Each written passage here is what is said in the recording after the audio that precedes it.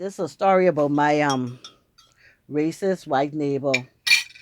One night, a year after my husband died, we went to Mother's Day dinner. Me and my two kids. We came home and gone to bed after having a lovely night out. 2:30 in the morning, I hear bam, bam, bam. So unusual noise. I get up, I change my clothes, grab my cutlass. I then peeped through the slit. I saw my neighbor and he was breaking up my car. So I opened that front door. The front door make all kind of noise. The front door say, "Err!" I said, listen to all this noise the front door make. And I step on the porch. You think that man to start bombing? He was so busy breaking up my car and bombing. Because they watch when they think you went to sleep and how long it would take you to be in a deep sleep. So now they figure you in such a deep sleep when they come and banging up, you ain't gonna hear nothing. Which end? My children didn't hear nothing because they were in a deep sleep. That's how a criminal thinks on you. That's how a criminal thinks on you. They love to move 2:30 and 2:15 and after 2 in the morning because that's the time when most humans have their deepest sleep. And sometimes they move 4 day in the morning, like around 4, 5 o'clock. That's another time when the human have a deeper sleep. So because I wake in crime, I'm quite aware. I went out there and stand with that cutlass over his head and was debating. Had the devil tell me, chop his head off.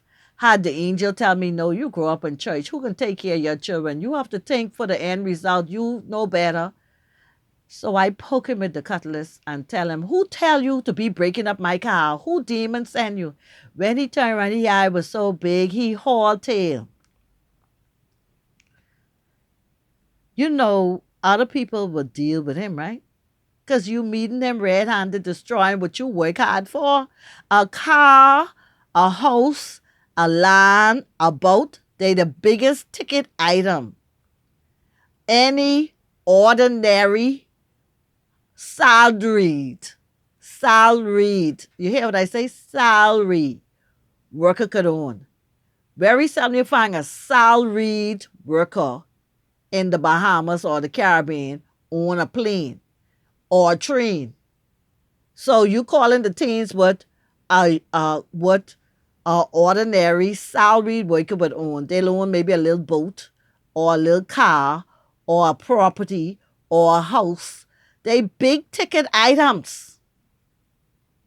And to have people steal or destroy is serious. Because all they try to do is keep you in the poorhouse. Because their life ain't going nowhere. I went and reported to the police. The police did their due diligence. Because the police, I thank God for that police officer. He was very helpful, very friendly. He had him in court within less than 4 days. Okay? He had him in court less than 4 days. He had that man in the front of the court. When he came to court, he come drunk, pissy drunk, and disrespectful. He was disrespectful to the magistrate because she thought she only adjourning the matters because the real magistrate is off. And let me tell you something. The police had to talk to him. But back in the day, if you come to court like that, you automatically would have been locked up in Central without even the magistrate telling the police to lock you up. The police would have automatically locked you up in Central because you supposed to come to court sober. And then you supposed to come acting the right way. He was rude and disrespectful and disorderly and pissy drunk. And that was grounds enough to haul him in the front of Central. The police flag, she ain't see him.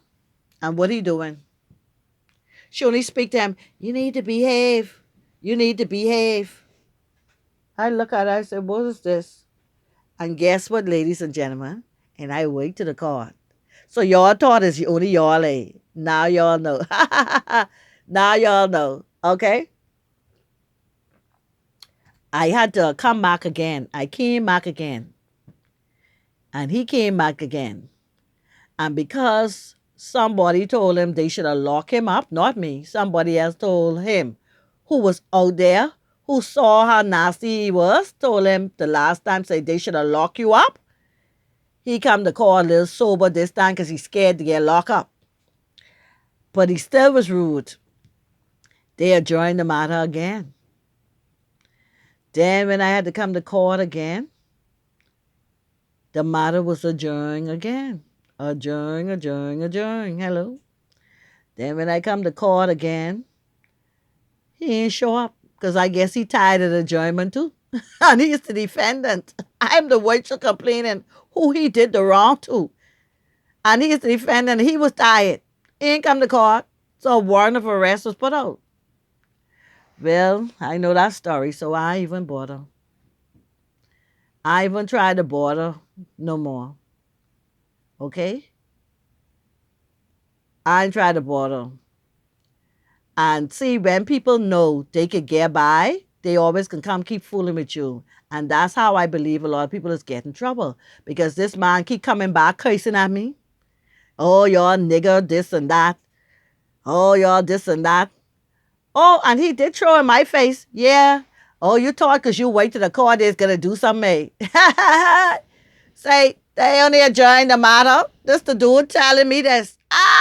That's a joke, ain't it? That's a joke.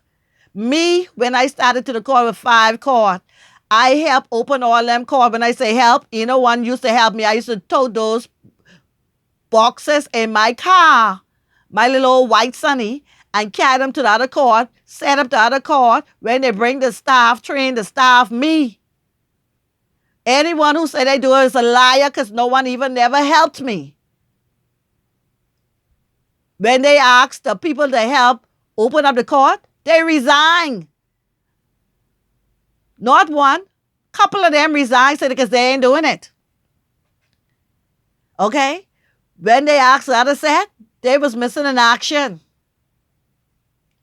The reason I never say no, because when you don't have no one to write a check for you, you have to, and I was young, I had nothing to lose. Okay? I had nothing to lose. And so I take nothing of it to have done it for my country. Okay? But me, who do all of that, the man come and throw in my face. Yeah, you think because you wait to the court, they was gonna do something with me, eh? Ha ha ha ha ha. This what the man say who broke up my car with the mall I meet that night. That's right. And guess what? The police came back, had to come look back after I reported him again saying what he was saying. The police come back looking for him. He gone missing in action. He ain't sleep around here for a couple weeks. Just the neighbor, the redneck neighbor. But I never get compensated. Because when he did come a couple years later, he trying to change.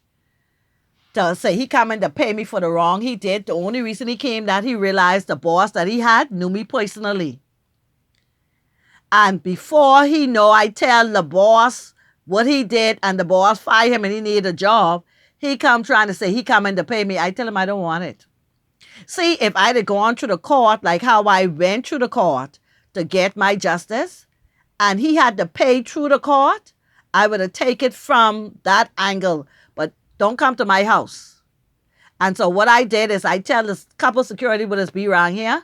I told them, because they started to have security in the night around here after that, I told him, I say, he come, as if he come to me, he know he's an enemy. And I was telling the security what he did. You see? And he say, oh, I say, so if you ever see him in my yard and I here, you know what to do. That's what I tell the security. Because I surrounded by commercial buildings. So the commercial buildings, that's the security for commercial buildings. You know what I'm saying? So I make sure I put them on alert. So when I'm here, they could help look out for my place from the evil buggers. The evil buggers. That's what the Bahamian is called, your buggers when you're disgusting. It's called you the old buggers, them. And listen here. I never get compensated. I never got my justice. I'm not looking for it because I give up from the time and they say warrant of arrest. He even was tired coming to court, and then he tell me what he had to tell me after that. I laugh. I say, child, this country is something else. But that's how I was dealing. That's another racism situation I was dealing with. And how neighbors is be watching you and preying on you. When you go, that boy thief so much things in my yard.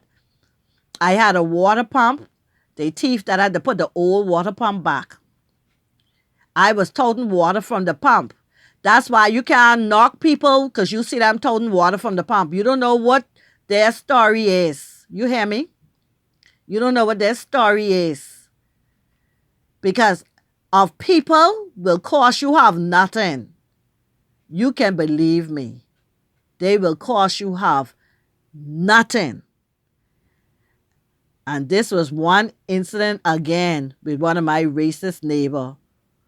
At the end of the day, that car cost me some good dollars to fix. Some good dollars to fix. Trust me.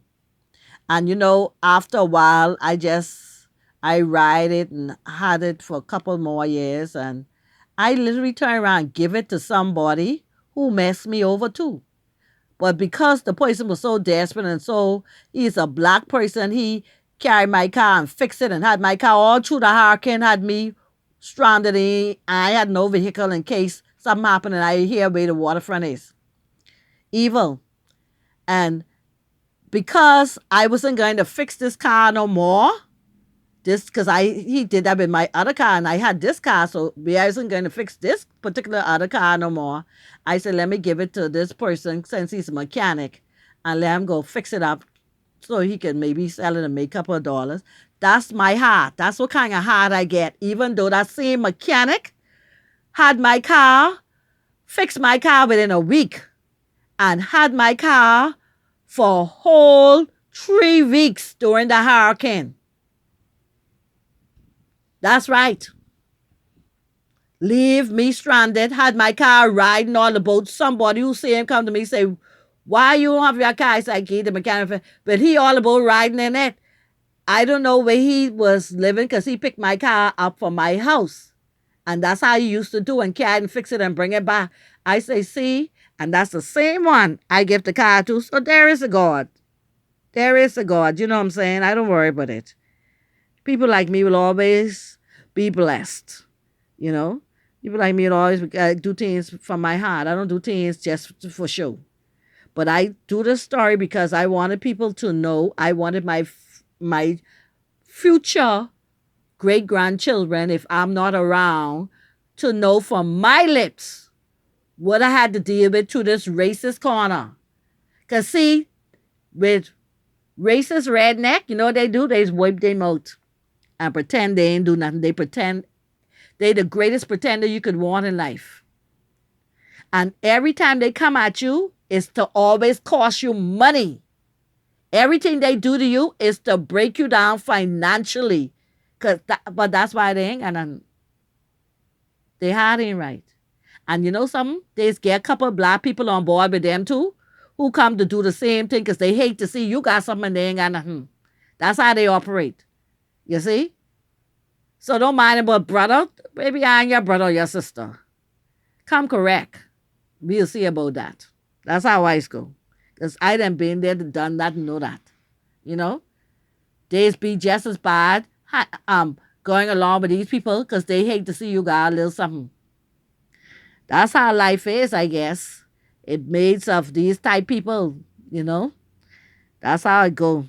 So I bring this story so one day my future generation could hear it from my lips when I live through here in this racist town. But God, they move them all out. I want them to know that too. That there is a God, and in time he will remove the stumbling block.